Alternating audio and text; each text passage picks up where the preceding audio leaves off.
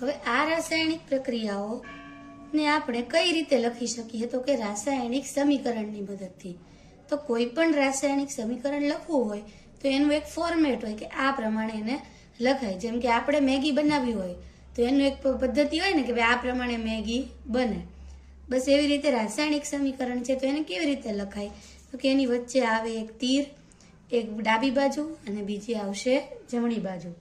ડાબી બાજુ જે છે એને LHS, એમાં પ્રક્રિયકો હોય. RH એમાં શું હોય? નિપજો હોય. પ્રક્રિયકો કોને કહેવાય? તો કે જે પ્રક્રિયામાં ભાગ લે. નિપજો કોને કહેવાય? કે જે પ્રક્રિયા દરમિયાન બને. હવે વાત કરીએ સમતોલિત રાસાયણિક સમીકરણની. તો સમતોલિત રાસાયણિક સમીકરણ એટલે ત્રાજાની અંદર કેવી રીતે બે પલ્લુ સરખા હોય, બસ એવી રીતે બંને બાજુ આપણું જે તીર છે એની બંને બાજુ બધા જ પ્રક્રિયકો છે એની સંખ્યા સરખી થવી જોઈએ. એનું રૂપ અલગ અલગ હોય પણ એની સંખ્યા કેવી થવી જોઈએ? સરખી. ત્યારે આપણે એને કહીએ સમતોલિત રાસાયણિક સમીકરણ. કેવી રીતે લખીશું? તો કે એનું એક ઉદાહરણ છે FeH2O, Fe3O4 અને H2. આવું આપણે લઈએ. Fe એટલે આયન, H2O એટલે પાણી. બરાબર? તો આ બંનેને મિશ્ર કરી અને Fe3O4 અને H2 છે એ બને છે. તો આને આપણે સમતોલિત કરવાનું છે એટલે કે બેલેન્સ કરવાનું છે. હવે આમ જોઈએ તો એકવાર આપણને આઈડિયા આવી જાય મગજમાં પછી આપણે ડાયરેક્ટ એને સમતોલિત કરી શકીએ. પણ અત્યારે આપણને આપણી બુકમાં સ્ટેપ આપેલા છે. સ્ટેપ પ્રમાણે જોઈએ તો સૌથી પહેલા જેટલા પણ પ્રક્રિયકો છે તીરની બંને બાજુ એને આપણે આ રીતે એક બોક્સમાં બેસાડી દેવાના. બોક્સમાં બેસાડી દીધા પછી ગણતરી કરવાની કે Fe છે, H છે, O છે, LHS માં કેટલા છે, RHS માં કેટલા છે. જો તમે અહીંયા LHS માં છે 1, RHS માં 3. અહીંયા હાઇડ્રોજન છે LHS માં કેટલા છે? 2, RHS માં કેટલા છે? 2. તો આ જો બેલેન્સ છે. ત્યાર પછી ઓક્સિજન છે. ઓક્સિજન છે એ અત્યારે પહેલા જો પહેલા કેટલા છે? 1, પછી કેટલા છે? 4. તો હવે શું કરવાનું? તો કે હવે આપણે આ બધાને બેલેન્સ કરવાના છે. બેલેન્સ કરતી વખતે શું કરીશું? તો કે સૌથી વધુ પરમાણુ હોય એને આપણે પકડવાના.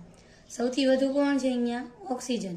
તો ઓક્સિજન અહીંયા 1 હતા, અહીંયા 4 હતા. અહીંયા 1 ને 4 વડે ગુણી દઈએ તો આપણને મળી જાય. તો જો અહીંયા H2O ની સામે શું લખી નાખ્યું છે મેં? 4. હવે આ 4 થાય એટલે નેક્સ્ટ સ્ટેપમાં શું થાય? તો કે અહીંયા હાઇડ્રોજન જો આવી રીતે પણ તમારે ગણાય. 4 દુ 8 એટલે હાઇડ્રોજન કેટલા થઈ ગયા? આ 4 અને ઉપરથી પોતે કેટલા છે? પાછા 2 2 એટલે 4 દુ 8. આ બાજુ તો 2 જ છે તો આને ગુણ્યા પાછું આપણે શું કરવું પડે? 4. જો અહીંયા H2 ની આગળ આપણે શું કરી દીધું? 4. એટલે આપણું આ સમીકરણ છે એ બેલેન્સ થઈ જાય. હવે આયનની વાત આવે તો કે 3 Fe અને Fe3 આ બંને સરખું કહેવાય. Fe3 લખો કે Fe3 લખો.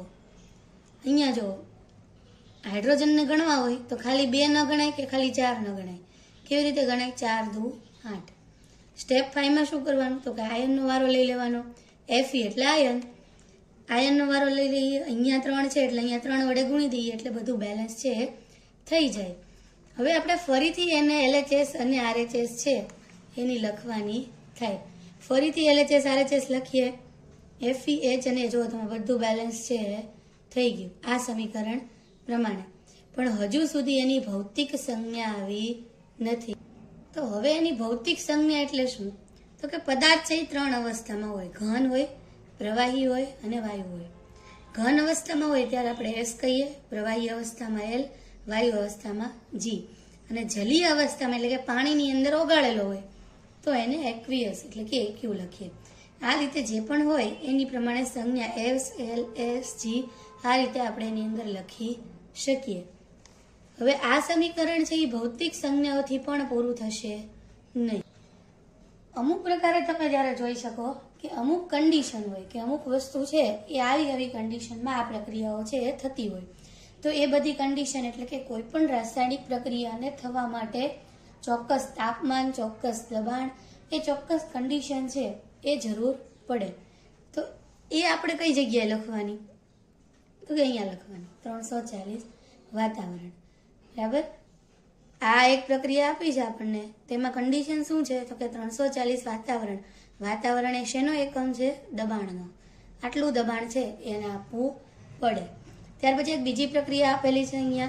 પ્રક્રિયા જોઈને ખબર પડશે આ પ્રક્રિયા શેની છે? પ્રકાશ સંશ્લેષણની. અને જે કઈ જગ્યાએ થશે? વનસ્પતિમાં. તો વનસ્પતિમાં શું હોય? ક્લોરોફિલ. એટલે અહીંયા તીરની નીચે આપણે લખ્યું કે ક્લોરોફિલની હાજરીમાં. અને આપણને ખબર છે કે પ્રકાશ સંશ્લેષણની પ્રક્રિયા ક્યારે થાય? ફક્ત સૂર્યપ્રકાશ હાજર હોય ત્યારે. તો રાસાયણિક સમીકરણને ટૂંકમાં ખાલી એટલું કહીએ તો એ એક એડ્રેસ છે કે જ્યાં તમને પ્રક્રિયા દરમિયાન શું થાય છે એની બધી જ માહિતી તમને મળી રહે. તમને એક રાસાયણિક સમીકરણ આપે એટલે તમને ખબર પડી જાય કે હવે તમારે આગળ કઈ પ્રોસેસ કરવાની છે. ઉદાહરણ તરીકે આટલું લખેલું આપે એટલે તમારે પહેલા કાર્બન ડાયોક્સાઇડના કેટલા અણુ જોઈએ? 6.